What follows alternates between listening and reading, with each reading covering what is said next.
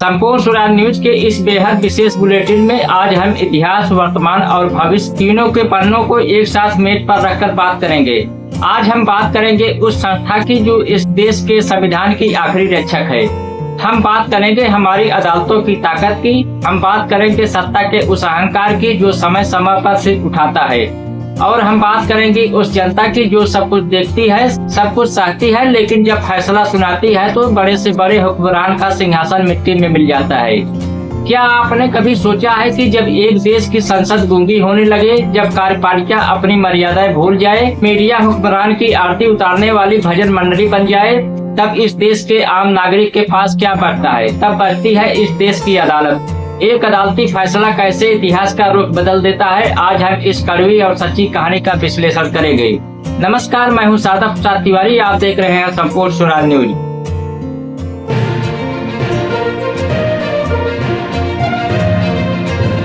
कड़ी को जोड़ना शुरू कीजिए उस दौर से जिसे हम इंदिरा युग कहते हैं। इंदिरा प्रियदर्शिनी गांधी। इतिहास उन्हें सिर्फ एक तानाशाह या आपातकाल लगाने वाली प्रधानमंत्री के रूप में दर्ज नहीं कर सकता। अगर हम ऐसा करते हैं तो यह इतिहास के साथ बेईमानी होगी। इंदिरा गांधी इस देश की वह आयरन लेडी थी जिन्होंने दुनिया के सबसे ताकतवर देश अमेरिका की आंखों में आंखें डालकर बात की थी। यह वही इंदिरा गांधी थी जिन्होंने 1971 में पाकिस्तान के 2 टुकड़े करके दुनिया का भूगोल बदल दिया, बांग्लादेश का निर्माण किया। उनके भीतर एक अदम्य साहस था। देश को आत्मनिर्भर बनाने की एक जिद थी। बैंकों को राष्ट्रीयकरण हो या राजाओं के प्रीवी पर्स को खत्म करना, उन्होंने ऐसे फैसले लिए जिसने इस देश के गरीब और वंचित तबके को एक नई उम्मीद दी थी। वे गरीबों की मसीहा थी। उनके एक आह्वान पर देश का आम नागरिक अपनी थाली छोड़कर खड़ा हो जाता था। उनके नेतृत्व में भारत ने परमाणु परीक्षण करके दुनिया को अपनी ताकत दिखाई थी। लेकिन सत्ता का एक चरित्र होता है। जब सत्ता बहुत बड़ी हो जाती है तो वह अपने ही बनाए दायरे में कैद होने लगती है। जब इंदिरा गांधी के इर्द गिर्द India is Indira, Indira is India का नारा लगाने वाले चाटुकार जमा हो गए, तब उनके भीतर का अदम्य साहस धीरे धीरे अहंकार में बदलने लगा। और इसी अहंकार ने उनसे वह फैसला कराया जिसने पूरे राजनीतिक जीवन पर एक ऐसा दाग लगा दिया जो कभी नहीं भूला। अब बात करते हैं अदालतों की उस ताकत की जिसके सामने बड़े से बड़े हुक्मरान भी बौना नजर आता है। तारीख थी 12 जून 1975। इलाहाबाद हाई कोर्ट का कोर्ट रूम नंबर 24 सामने देश की सबसे ताकतवर प्रधानमंत्री का मुकदमा था, जिन पर राजनारायण ने चुनाव में सरकारी मशीनरी के दुरुपयोग का आरोप लगाया था। कुर्सी पर बैठे थे जस्टिस जगमोहन लाल सिन्हा। आप कल्पना कीजिए उस दौर की जब इंदिरा गांधी का डंका पूरे देश में बज रहा था। एक अदना सा जज जिसके पास न तो कोई बड़ी सुरक्षा थी न ही कोई तामझाम, लेकिन उसके पास क्या था? उनके पास था भारत का संविधान। उनके हाथ में थी कानून की वो कलम जो किसी के प्रभाव में नहीं झुकती। जस्टिस सिन्हा ने फैसला सुनाया और प्रधानमंत्री इंदिरा गांधी का निर्वाचन रद्द कर दिया। उन्हें 6 साल के लिए चुनाव लड़ने से अयोग्य घोषित कर दिया। यह फैसला इस बात का सबसे बड़ा सबूत है कि इस देश में लोकतंत्र की जड़ें कितनी गहरी है। कोर्ट की ताकत यह है कि वह प्रधानमंत्री निवास की दीवारों को लाकर न्याय की तराजू को सीधा रख सकती है। कार्यपालिका बेलगाम होने लगे तो न्यायपालिका की एक फटकार सत्ता के गलियारों में भूकंप ला देती है। लेकिन इंदिरा जी ने उस कानूनी फैसले को स्वीकार करने के बजाय अपनी सत्ता बचाने के लिए 25 जून 1975 की आधी रात को देश पर आपातकाल थोप दिया। विपक्ष को जेल में डाल दिया गया, प्रेस पर ताला लगा दिया गया। यह लोकतंत्र की हत्या थी। लेकिन अदालतों की ताकत देखिए। आपातकाल के उस खौफनाक दौर में भी दिल्ली हाई कोर्ट और कुछ अन्य हाई कोर्ट ने मीसा के तहत की गई गिरफ्तारियों पर सवाल उठाए और नागरिकों के हक में फैसले दिए। अदालतों की यही वो ताकत है जो आज भी इस देश के नागरिकों को यह भरोसा दिलाती है कि भले ही पूरी व्यवस्था उनके खिलाफ हो जाए, लेकिन न्याय का एक दरवाजा हमेशा खुला रहेगा। अब आइए आज के वर्तमान पर। साल 1975 के उस काले अध्याय को गुजरे दशकों बीत चुके हैं। आज देश में कोई औपचारिक आपातकाल नहीं है, कोई सरकारी घोषणा नहीं है, न ही रात के अंधेरे में राष्ट्रपति के दस्तखत कराए गए हैं। लेकिन जरा अपने आसपास नजर दौड़ाइए। क्या आपको आज की मोदी सरकार में उस 1975 के दौर की कुछ परछाइयां नजर आती है? आज की सरकार की कमियां किसी से छुपी नहीं है। 1975 में इंदिरा गांधी जी ने कानून बदलकर अपनी कुर्सी बचाई थी और आज कानूनों का इस्तेमाल विपक्ष को खत्म करने के लिए किया जा रहा है। पीएमएलए जैसे कड़े कानूनों का ऐसा इस्तेमाल हो रहा है कि विपक्ष के नेताओं को महीनों और सालों तक बिना जमानत के जेल में सड़ाया जा रहा है। क्या यह सत्ता का अहंकार नहीं? आज की सरकार की सबसे बड़ी कमी यह है कि वह किसी भी तरह की आलोचना या सवाल को बर्दाश्त नहीं कर पाती।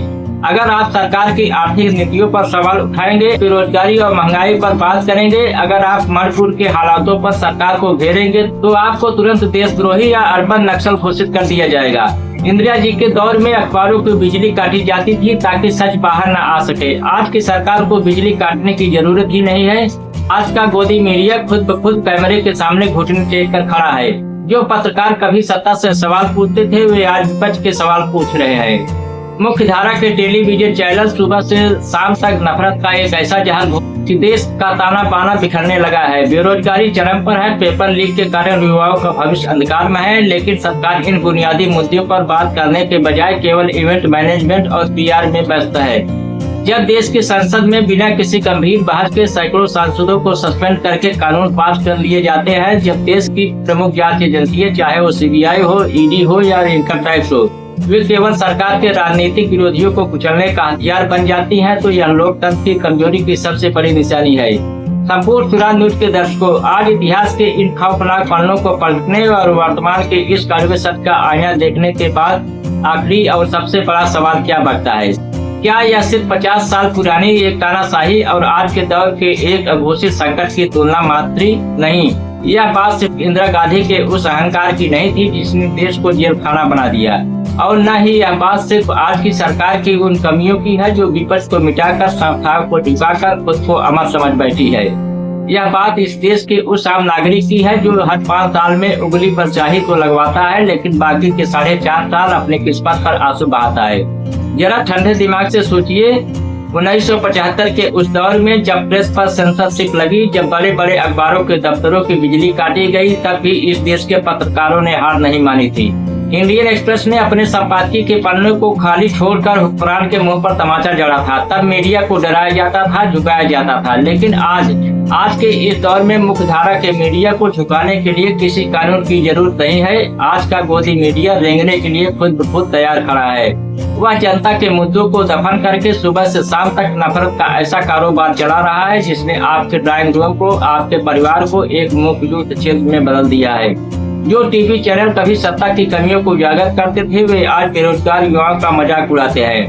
वे आज महंगाई पर सवाल पूछने वालों को देशद्रोही बताते हैं। जब देश की प्रमुख जांच एजेंसी चाहे वो ईडी हो, सीबीआई हो, केवल सरकार के राजनीतिक विरोधियों को कुचलने का चल बन जाए, जब देश की संसद में बिना बहस के जन विरोधी कानून पास होने लगे, और जब इस देश के युवाओं का भविष्य पेपर लीक की भेंट चढ़ जाए, तब इस देश की आखिरी उम्मीद बचती है हमारी अदालतें। जस्टिस जगमोहन लाल सिन्हा की वह निडर कलम आज भी हमें यह याद दिलाती है कि भले ही आपके सामने देश का सबसे ताकतवर प्रधानमंत्री क्यों न खड़ा हो, अगर आपके हाथ में संविधान और न्याय की तराजू है तो सत्ता के उस विशालकाय अहंकार को घुटने देखने ही पड़ेंगे।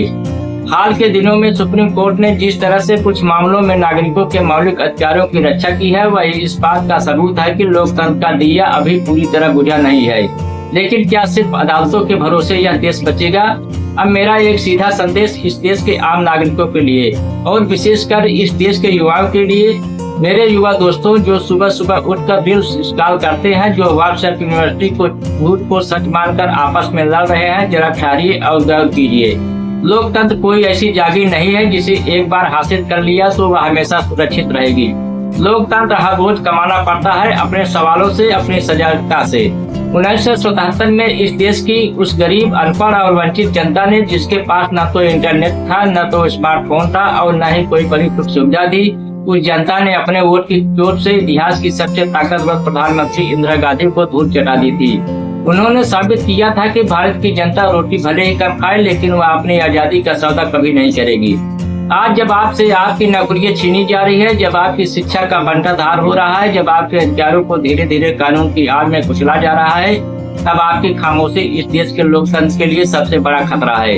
याद रखिएगा, जब आप सत्ता से सवाल पूछना बंद कर देते हैं, जब आप हुक्मरान को बाहरियार मान लेते हैं कि इसके बिना तो देश चल ही नहीं सकता, उसी पल आप एक नागरिक से बदलकर गुलाम बन जाते हैं। कोई भी नेता, चाहे वो इंदिरा गांधी हो या नरेंद्र मोदी, देश से बड़ा नहीं हो सकता। देश बनता है संस्थाओं से, देश बनता है संविधान से। अगर आज भी आपने बेरोजगारी, महंगाई और गिरती हुई लोकतांत्रिक मर्यादाओं पर आंखें मूंद ली तो इतिहास आपको कभी माफ नहीं करेगा। 1975 का वह काला दौर चीख कर कह रहा है कि तानाशाह चाहे कितना भी शक्तिशाली क्यों न हो, उसका अंत निश्चित है।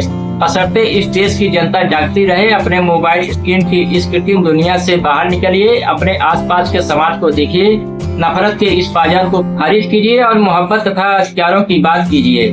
खुद से एक सवाल पूछिए कि जब आने वाली पीढ़ियां आपसे पूछेगी कि जब इस देश के लोकतंत्र को खोखला किया जा रहा था तब आप क्या कर रहे थे, क्या आपके पास सिर उठाकर देने के लिए कोई जवाब होगा? सोचिएगा जरूर, क्योंकि जब तक आप सोचेंगे नहीं तब तक आप सवाल नहीं पूछेंगे, और जब तक आप सवाल नहीं पूछेंगे तब तक यह देश सचमुच स्वतंत्र नहीं कहलाएगा। संपूर्ण स्वराज न्यूज के इस विशेष बुलेटिन में आज के लिए बस इतना ही।